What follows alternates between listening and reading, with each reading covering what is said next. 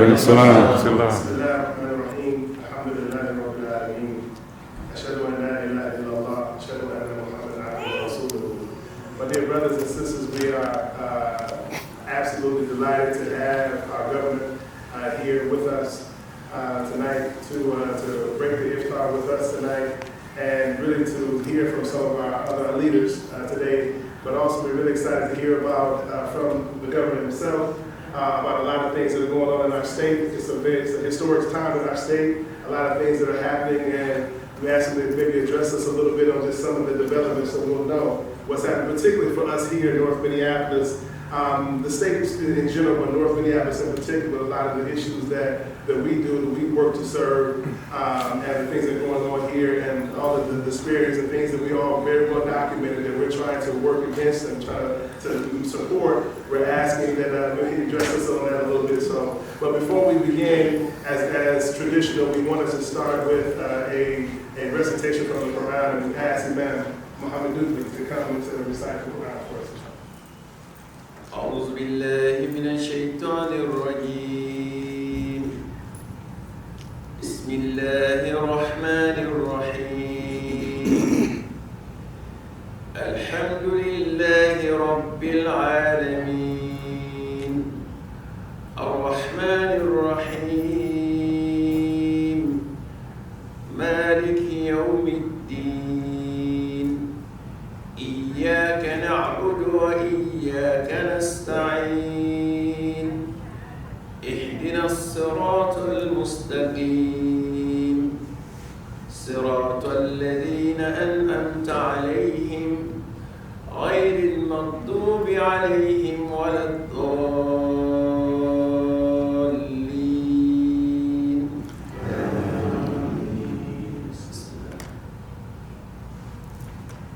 إن هذا القرآن يهدي للتي هي أقوم ويبشر المؤمنين الذين يعملون الصالحات أن لهم أجرا كبيرا وأن الذين لا يؤمنون بالآخرة أعتدنا لهم عذابا أليما. ويدعو الإنسان بالشر دعاءه بالخير وكان الإنسان عجولا. وجعلنا الليل والنهار آيتين فمحونا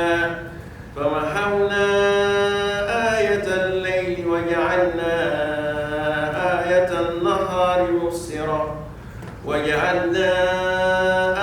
النهار مبصرة لتبتغوا فضلا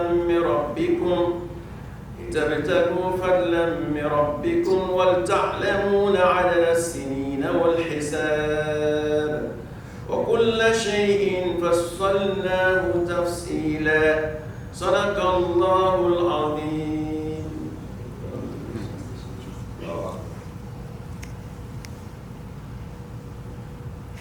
الحمد لله. إن هذا القرآن, the Quran that Allah subhanahu wa ta'ala revealed upon the Prophet sallallahu alaihi wasallam, yahdi lilati hiya aqwam, it guides to that which is straight.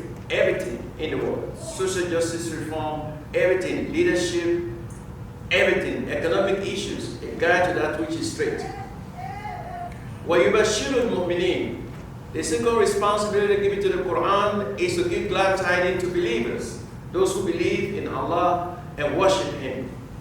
الَّذِينَ يَعْمَلُونَ الصَّالِحَاتِ, those who engage in righteous deeds, good actions. أَنَّ لَهُمْ أَجْرًا كَبِيرًا, Allah subhanahu wa ta'ala has promised them a great reward.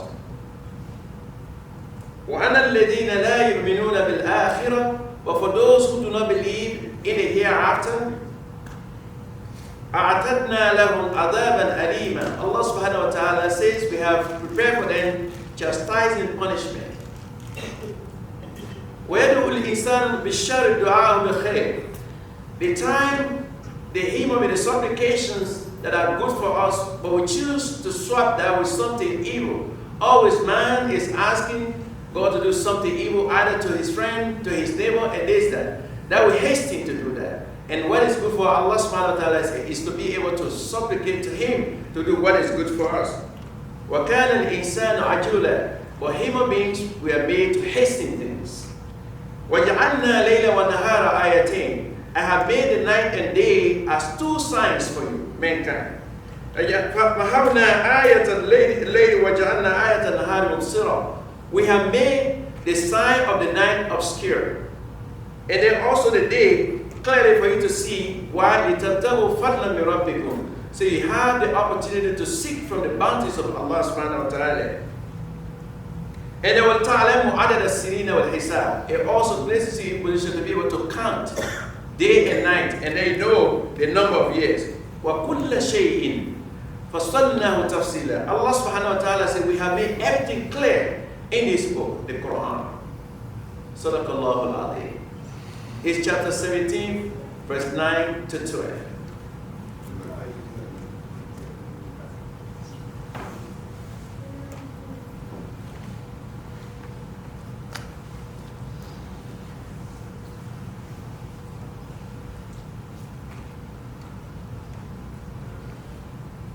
Bismillahirrahmanirrahim.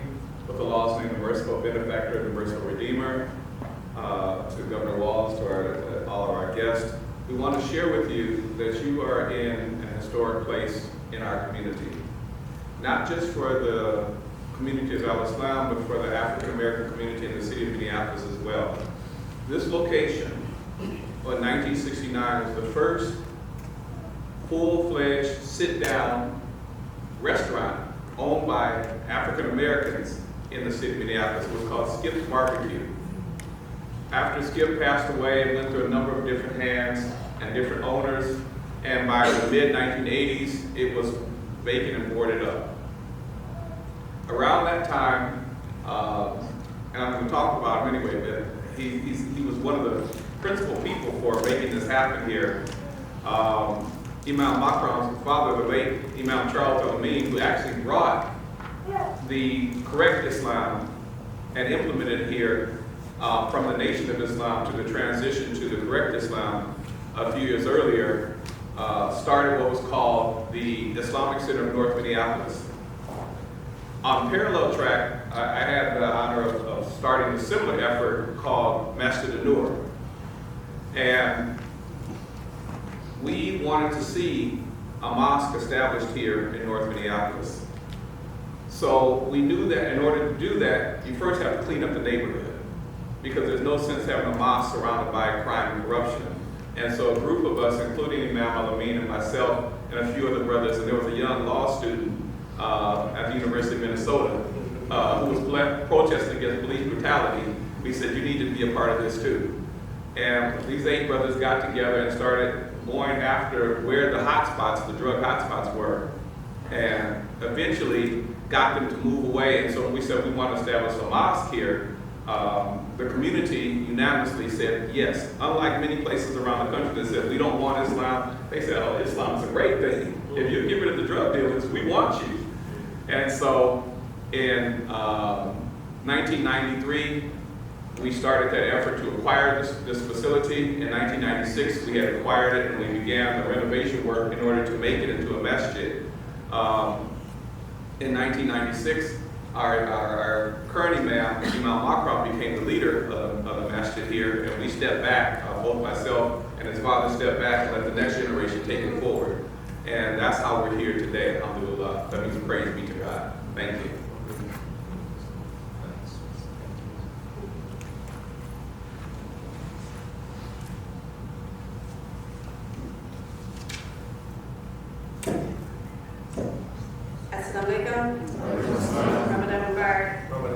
My name is El-Amin. I am the Minneapolis School Board Chair, and I just want to thank Governor Walz and his team and our guests here today for coming and joining us for Iftar tonight.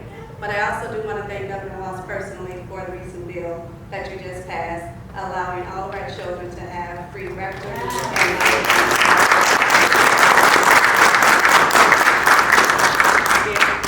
That is a huge blessing for us in the Minneapolis Public Schools. We know our Minneapolis Public Schools face many challenges, And one being that we do not want our students to be worried about if they can eat lunch or if they can eat breakfast with their peers at school. So I also want to just ask you, Governor Walz, as you know, Minneapolis Public Schools is facing a deficit when it comes to our budget, and we need your help. So as we look at the surplus and we look at the different things that are available through our state and our legislators, we need your help to make sure that all of our students have the resources that they need, that safety is not an issue for our children here in North Minneapolis. We know that we oftentimes have lots more issues than anyone else around us. So we need your help. We need your help when it comes to the counselors in our schools, when it comes to the mental services provided throughout the community. We need your help when it comes to the academics of our children, making sure that our children have an opportunity to see educators that look like them. So helping us to protect those laws when it comes to our Black educators not being the first ones released when it comes to layoffs or things like that that may take place. So again, any assistance that you can give us in our Minneapolis public schools, our children deserve to have the best education. And we know that public education can and will do that. But we just need your help. We need the assistance. We need the community help to make sure that, again, our children, no matter where they are, no matter what zip code they come from, have the opportunity to receive the best education with the top resources and the ability to excel. So again, thank you for your work and the things that you're doing from a state legislative governor level, and also thank you for joining us here in Masjid An-Nur. Thank you.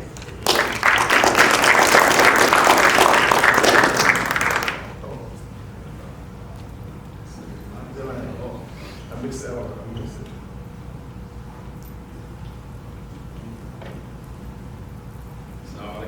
A little taller, again, I want to just welcome the governor and also our own brother, Lieutenant General Elison. I don't thank all of you for being here today. I want to just echo the previous two speakers who I respect dearly, the elders in our community. This community is a very rich community with a lot of things. I think as being an immigrant who came here in 1993, things were getting started. I've been part of this community, and I would say that there's tremendous resiliency, and most importantly, a community that I think also embodies the full aspects of really living out our faith.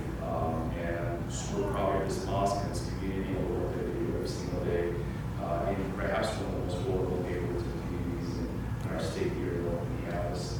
Both the allowing community resource, which provides food and shelter, many programs, and as well as our mosque here continues to be open for our community. Just speaking generally, the Muslim community is a net asset to the state. We're not only the doctors and engineers and IT and healthcare, but also we're clean. We do all types of jobs here. We are part and parcel of the reason why the state has 15,000 servants. And with that said, we've always asked for really what the future of Minnesota is going to be. It's a state that's going to be extremely diverse. Yet the state is still struggling to meet that diversity. The state is still 99% white leadership, all structures from the state government to nonprofits to everything. While we expect Minnesota, predominantly actually Twin Cities, to be 43% people of color by 2030, yet the leadership structure of all organizations we find are still white, which continues to undermine the services and the opportunities to be able to really provide leadership for our community. I think that's something that, Governor, we appreciate some of the leadership that we've had, the decisions we've had, but I think that's something we have to really work on to make sure that that leadership structure relates to the government more specifically, also outside, that we are actually modeling that type of support. As far as, Islamophobia is something that we work at here, so it happens every day. This last night there was an imam attack in New Jersey. This morning we had a mosque in South Minneapolis that was vandalized. I'm still trying to figure out what happened there, but in our community, especially in Ramadan, we're very exposed with We're here every night at the mosque here, doing Tarawih and other things. And we're going to be able to continue to be resilient regardless of all the things that happened to us from 1990s and before that until much recently. So one of the programs that even this mosque actually benefited from is the DHS Department of Homeland Security grant. So the cameras that I was talking to the director there saying that the cameras that were installed there came through that grant, but unfortunately less than 5% of the mosques in Minnesota applies for these grants that resource. The state of Minnesota staff there, there's an area there where we can possibly improve making sure that resources are much more available. And the state matching version is also much higher. I think if we can get a one-time support, we can get a lot of the mosques to have infrastructure support, infrastructure cameras and boards and things like that. Then the other aspect of the annual applying for security guards could be helpful. I'll just end with two things, and I appreciate co-chair women, the sister Sharon mentioning about school. Education is still one of our biggest challenges. The state of Minnesota is towards a chief gap. It impacts all our community here in Twin Cities and greater Minnesota. And we have to figure out how to really make a difference in that because it will impact generations to come. And so we as a community have an interest in becoming a partner with our educators to really figure out a solution. We've been doing that since 2018, working, had meetings and discussing ways to do that. And then lastly, housing. I know it's a huge challenge, but housing for us is very unique because many of us do not access the lending models. So I think we have less than 4% of ownership in this community, especially, and also when it comes to generally affordable housing, dollars go toward the rental assistance. And I know you've been working with Beacons and bringing home initiative, which we're really disappointed that we didn't get enough at least allocated for that. Because I think we have a huge impact immediately and provide relief for families who are living sometimes even outside of the Twin Cities, living in 2-unit apartments that they cannot find housing they're adequate to. And then also landlords who take advantage of it because they've outgrown the number of households that's in their home. And now the landlord starts to, do whatever, because the moment they ask for help or do something, the landlord will be like, we have to leave, and there's a lot of rush. So housing is a big issue, and I think education is a big issue. These are two big issues that we're working at, and obviously our safety for our community, which I think is instrumental, especially because we're constantly targeted. Last year, we had 7 mosques attacked. We've never had that before in the state of Minnesota. In fact, the data we know now, no other state has ever had 7 that we know of.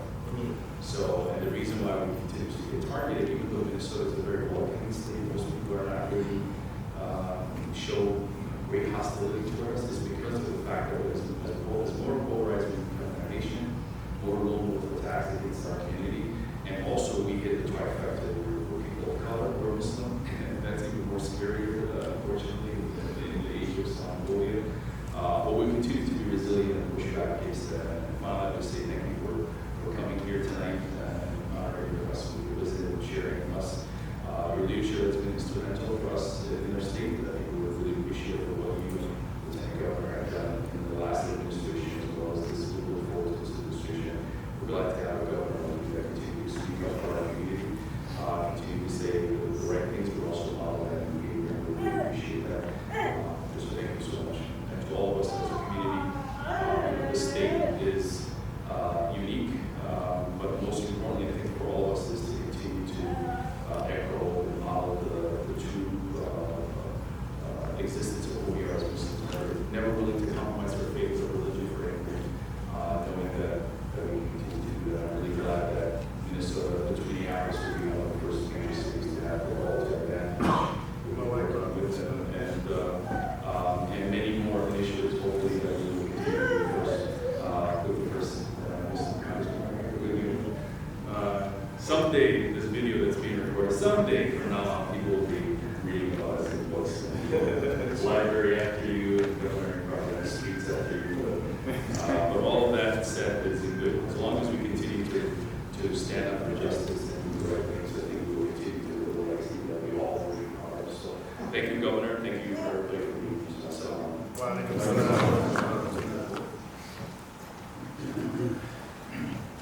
We bring it up.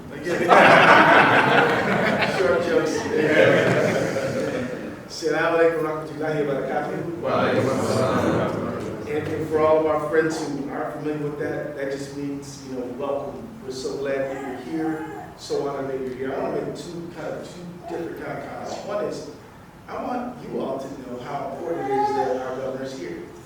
Our governor has done a lot of really remarkable things that I just like us to know. Look, he signed a bill to allow people who have felony convictions to vote as soon as they get out of prison. Signed a bill to allow people to drive, have a driver's license. And, and that's really important because the state of Minnesota should not be an arm of a federal agency, immigration. He's like, look, driver's licenses are for driving. And he signed that bill and put a lot of people on the road and gave people an opportunity to take their kids to school, things like that. And let me tell you, we do have a lot of folks in our community who need that kind of support. Also, the parish board chair just mentioned that the student lunch issue. I mean, food insecurity is a serious problem. And so that was huge, Governor. We appreciate that. And I just want to say to all of us, if ever you think to yourself, well, those people in downtown Minneapolis or state capitol or Washington, D.C., do they care about us? Are they thinking about us? Are they worried about us? Well, the proof is that the governor's sitting right here. Yeah. Yes. Sitting right here. So if putting your body in the spaces and proof that you care, I don't know what it is. Mm-hmm. And then passing bills that make a meaningful difference in the lives of people, that is a big deal. That makes a lot of, and I hope that the governor's visit will inspire you to get more involved. I mean, I know you're already involved, but get more involved, right? What else can we do? And we do a lot around here. And I want to talk about that because I don't want to just talk to you about the importance of the governor's presence. I want to just tell the governor a little bit about us. But first, let me tell you a little bit about the governor.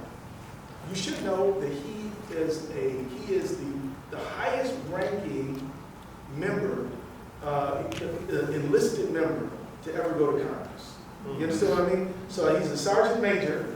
And there's a lot of members of Congress who are admirals and generals. No, but he's like the working class. You know what I mean? He's in there with the working class, and so that's a great distinction for him. And he also is a teacher and taught social studies, taught history for many, many years.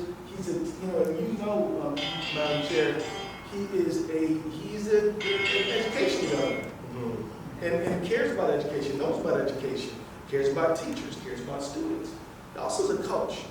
And how many championships did you run there? We won one down there, and then they've got 4 more since. So he got them started, right? But I mean, being a successful football coach is a big deal. We got some tremendous athletes around here, Governor. I don't know if you know, but we have the best basketball player Minnesota has probably ever produced. Yeah. Where's he at? There he is. He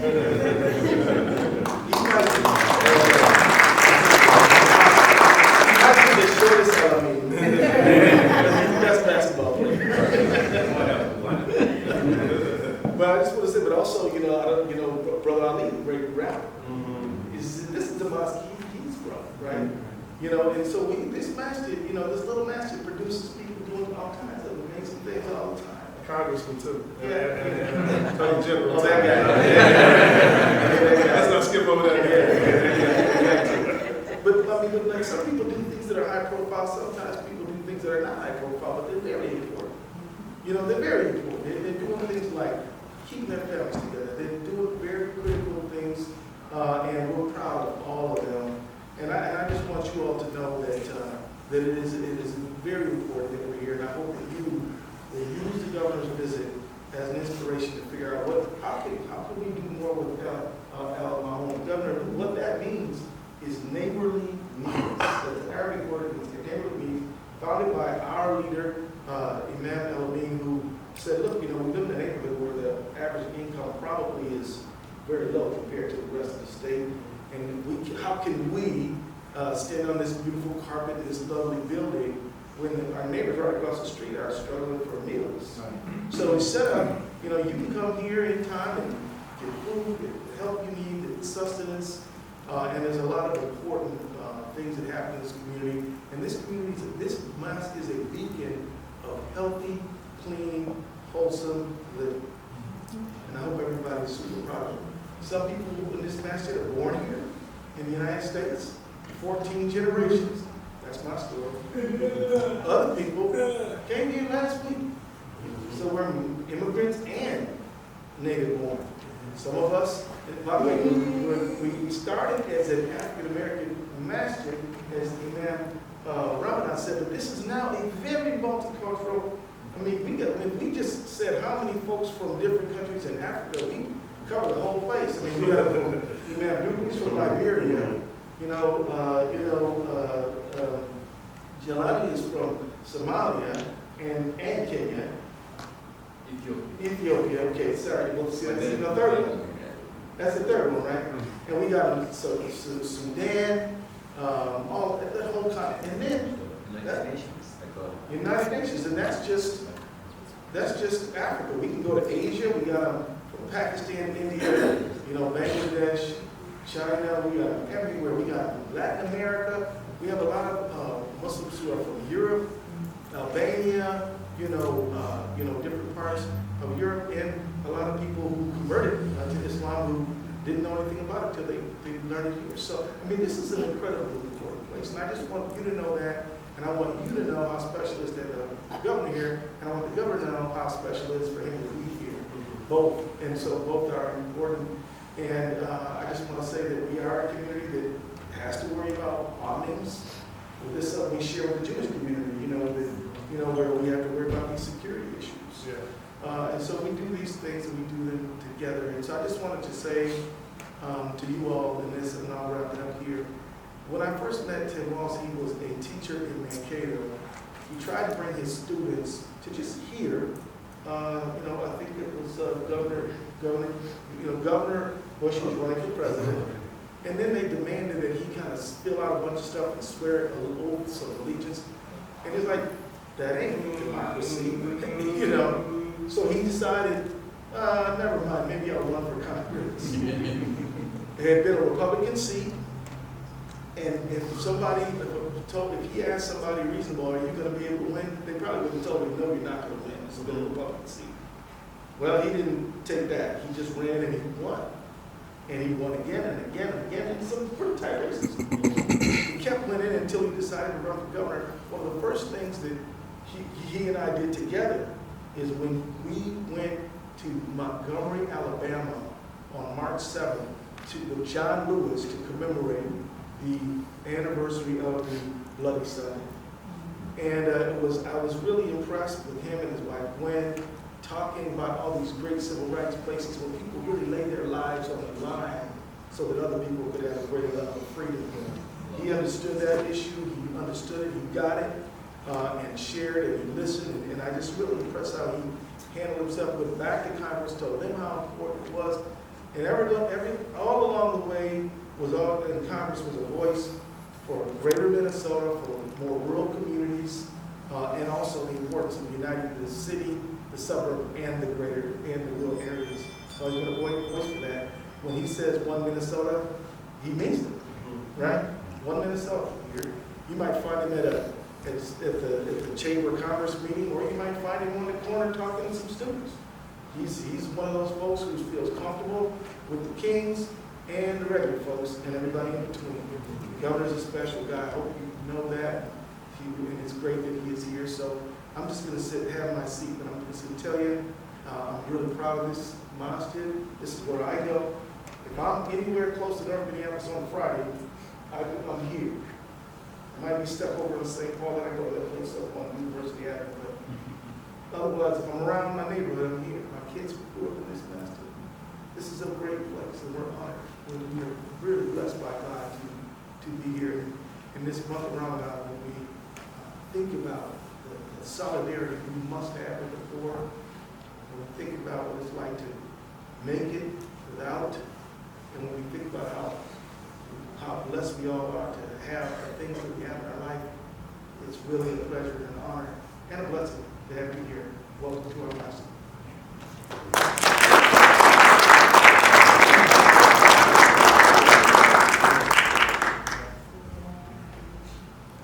Assalamu alaikum. I want to thank my friend, and I've had this friend for over 20 years now. I said our paths continue to walk together a bit in the Attorney General.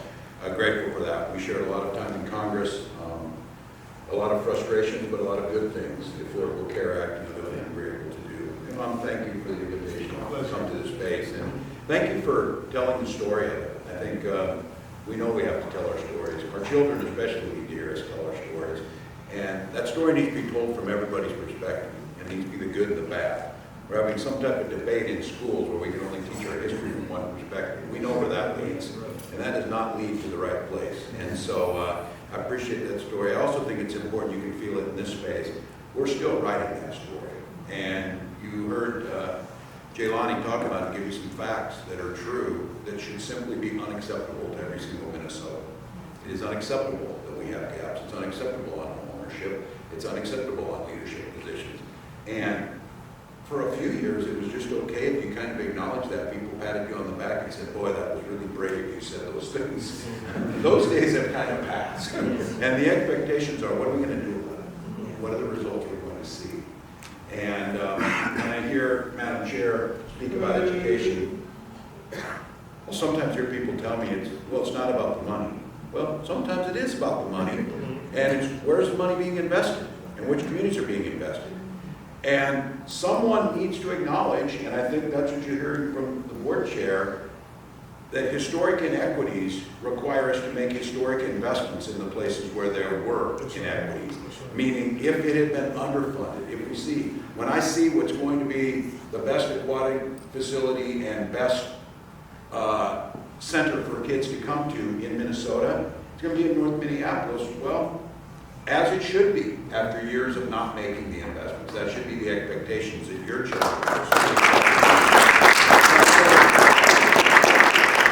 during Ramadan, as we just came out of the Holy Week of Easter, and our Jewish neighbors will be going into Passover, a time to decide how much we have in common. And the Attorney General's right, I do believe in this idea of one Minnesota. But that doesn't mean we're all the same. It doesn't mean we all want to agree. We went through this thing at one point in time that said you just had to come to a place and then act like you were always from that place. That's not what made us great. What made us great were all of the things that came with the cultures, all of the talents that came with that, all of the beliefs and all of those things that made us who we were.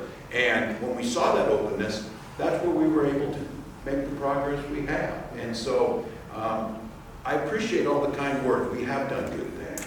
We've done them together. I'll tell you, what I've learned over the last 4 years, I get blamed for everything. Everything. But what I've also found is I get credit for things that I didn't do. So I'm going to take some of those.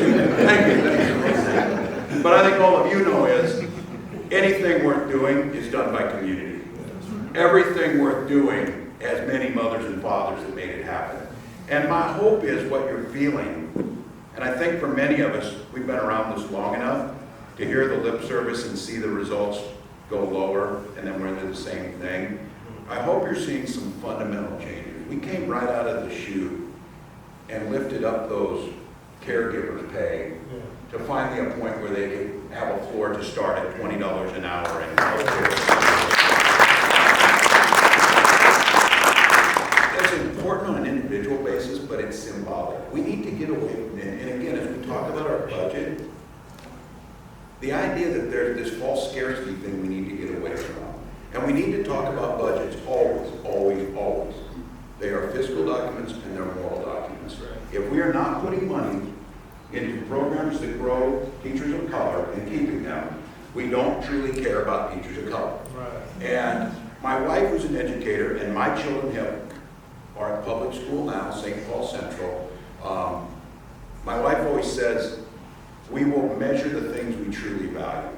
If we're not measuring it and seeing a change in those things, we don't truly value it. So what I would suggest to all of you, where the Attorney General's at, is the voice of people rising up. All of you, all the folks that are up here that chose to go into elected office, chose to become community leaders, chose to be an elected officer, chose to hold people accountable who are in those offices, and are there every day, day in and day out. They're hearing what you're saying. And I have to tell you, looking at this from the position I had, which is always an easier place for old white guys in the Midwest. It's always easy to see the bright side of things because stuff just falls in your lap because of where it is. But seeing it from that position too, and understanding that we are at a point in this state that we have never been. We have the largest number of people of color in the legislature. We have people of color in positions in education and healthcare that are willing to challenge the status quo no matter how much flack it brings up. We have community leaders that have risen up and are demanding accountability, not so our children cannot be shot going to school. The tragedies that we've seen in North Minneapolis, it's hard to even articulate.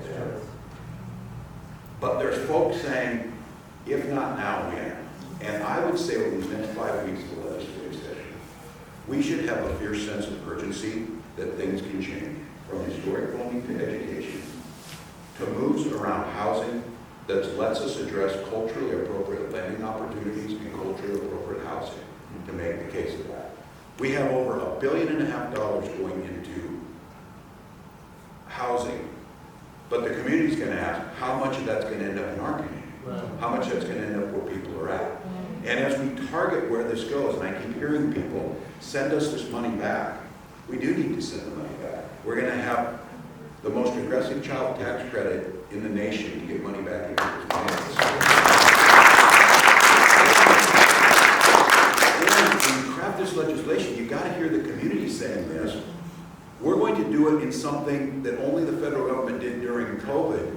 We're going to front load it so you don't have to wait till next year's tax return to get the money, because that doesn't do you any good when you're going to get big. It doesn't do you any good when you need to buy formula. Lowering the cost of this, and then having a conversation about this. We have a responsibility. We have a responsibility to be good stewards of taxpayer dollars. But let's be very clear that the folks who are pushing back and saying we can't give grants to community organizations because we can't do this because some people are criminals, simply is wrong. We have to be able to move safely resources into community groups that are making a difference because they're closest to the community. As you think and you're thinking about what a compassionate Minnesota can be, what a welcoming Minnesota can be, again, as the Attorney General said, no longer are we going to hold one person after they've paid their price to society forever not to be able to vote. We're not going to mix up someone's inability to get a driver's license with their immigration status, and we well know is there's not a single cow being milked in Minnesota that's probably not being done by an immigrant. Our economy depends on it in so many ways. So having an honest conversation about people safely navigating our roads by having a conversation about what is immigration reform at the federal level. So for all of you, this is a unique moment. It's 5 weeks. Minnesota's future is going to be dependent on if the people in this room thrive and if the children thrive. Minnesota's future is going to be dependent to own homes, to start businesses, to send their kids to the education that they choose to send them to. And Minnesota's future is going to depend on if we really grapple with this idea, what does the potential for our multiracial, multicultural, multi-religious Minnesota look like? I can tell you, if we embrace that, we will thrive on so many levels. And you're seeing it. People are going to have a choice. You can move to states that are taking away those freedoms, or you can move to states that are giving them. And if we've got defenders on the front lines, we've got defenders in the Attorney General's office, we've got defenders helping educate our children, and we've got community leaders here, we can be that. And I think waiting for the next generation is simply unacceptable now. And the next 5 weeks, I can tell you, could really set the trajectory of this state in a way that we've not seen in several generations. So I wish you all a blessed Ramadan. I will get out of your way from breaking the fast. And I am truly grateful to be in this spot. And I hope all of you feel a sense that this is your Minnesota. When I talk one Minnesota, that's your Minnesota. Each person in the state should be able to say that same thing. And until you can, we haven't truly reached our potential. So thank you.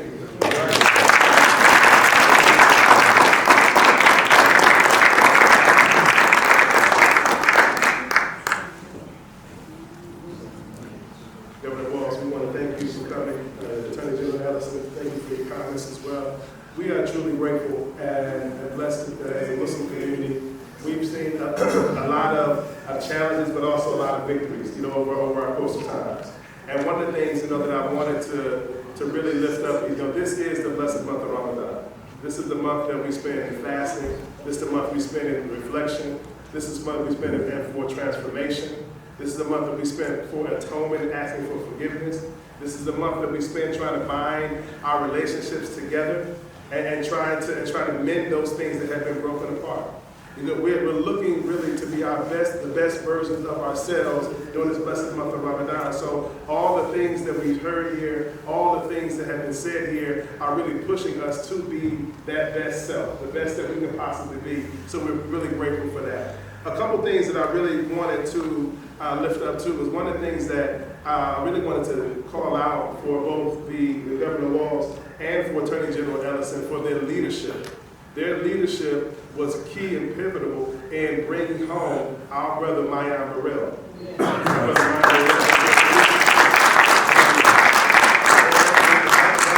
That was a huge historic thing that we're having, but it still speaks to the great lifts that we have to do for criminal justice reform in this country. It's a lot that we're doing. Many of the folks that we hear have been justice involved. They're here, but they're a part of our community. They're as equal as any one of us here. And we're trying to demonstrate that in word and deed. And when we think about the work that we're doing as a Muslim community, one of our mottos here is living our faith out loud.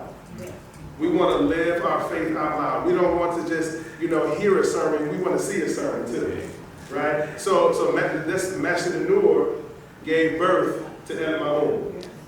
And El-Ma'un is our front-facing. This is how we serve in the community in 4 primary areas, and I want to just really share with you quickly. One is on food insecurity. We have a halal Meals on Wheels program. We feed over 100 seniors every single week. 7 meals a day and 7 meals per week, and an efficient, nutritious meal for our feeding students when they're out of school, as well as many food giveaways and other things that we do, because food insecurity in this community is very real. We just lost another grocery store, Aldi's. We just lost Walgreens, a pharmaceutical Walgreens. We're hearing that even the Walmart just north of the city is going to be going away very soon. This is a serious time for us in this community. A serious time that calls for serious investment. So we're trying to do our work in this space as well. We have worked to employ over 120 individuals in what we call family sustainable wages over the last year. Family sustainable wages. This is the work of El-Ma'un. This is the work that we're doing every single day, trying to make a difference, right? The average wage, as my team is telling me, the average wage for the person who gets the job is $20.50 an hour. $20.50. We're trying to do our part to interrupt the senseless violence that's going on in this community. So we put together what's called the Sahaba Project. The Sahaba Project, where we're recruiting mentors as well as mentees, so that we can try to work to intervene by interpersonal relationships. And we're looking to do that and to grow that. And we've had wonderful opportunities to engage young people to hear their concerns and also try to address their needs. And this is a project that we're also looking to continue. And the last but not least is affordable housing. Right now, we house about 22 beds for individuals, men and women, coming back from long-term homelessness, incarceration, chemical health treatment, and the like. And we're trying to help them, assist them. They're doing the work, but we're here to help as support to repair their lives and get back on track. This is what we consider to be living our faith out loud. We're not just going to talk about it. We're going to be about it. We're going to be about it. So I wanted to just lift up just a few of these things, on this blessed night, in the blessed month of Ramadan. We enter into the last 10 nights. Tomorrow begins the last 10 nights of Ramadan. This place will be full of people who are praying, full of people who are praying to God, asking for forgiveness, asking for a good future. We're going to pray for our state. We're going to pray for good leadership. We're going to pray for the work that you have to do. I know I spent time up at the Capitol for last week trying to get some support, which we were successful in getting included in the bill for some of the work for our employment. That allows us to continue to do the work that we're doing. So for our Muslim community, just understand we're in the fight. We're in the game. And Governor, you have a partner in us, in this Muslim community here. And we're going to good news before a blessed month of Ramadan. We're trying to bring a little good news here. So the best news that I have for you right now is that we got 4 minutes before we break out. That's the best news that I got. I got us down to 4 minutes. As we break our fast, and I believe the governor's going to stay with us for a little bit, if we can, but we got a special meal for you, Governor. Special.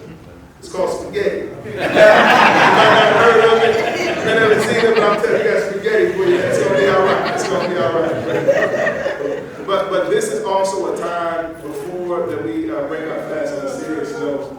The minutes before we break our fast is an opportune time for us to make dua, for us to ask, to pray to God.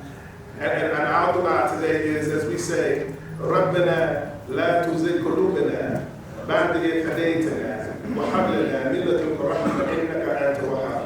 Our Lord, let not our hearts deviate after you have guided us, and grant us mercy from your own presence, for you are the one who gives without measure. رَبَّنَا آتِنَا فِي الدُّنْيَا حَسَنَةً وَفِي الْآخِرَةِ حَسَنَةً وَقِنَا عَذَابَ النَّارِ. Our Lord, grant us good in this life and good in the life to come, and protection from the torment of the fire. Ameen. As we were just waiting, inshallah, we have the dates and the water is out. We just have just a couple of minutes. Spend a few minutes just greeting your brothers and sisters. We're here. We're very happy to have everybody be here. In just a few moments, we will have the call to prayer that will not only be inside, but thanks to some of the work of CARE and others in our community, now we can broadcast it outside. So every time we have 5 times a day, 5 times a day, that's right, even early morning, 5 times a day, every time the event is called, it's not only called within these walls, it's also projected out into this community as well. This is our way of saying we are here. We are here. So, say your own prayers, give a couple more minutes, 2 more minutes, as we're trying to break our fast. We should probably go ahead and give our water and our dates and get them ready, inshallah. And we'll have the call in 2 minutes.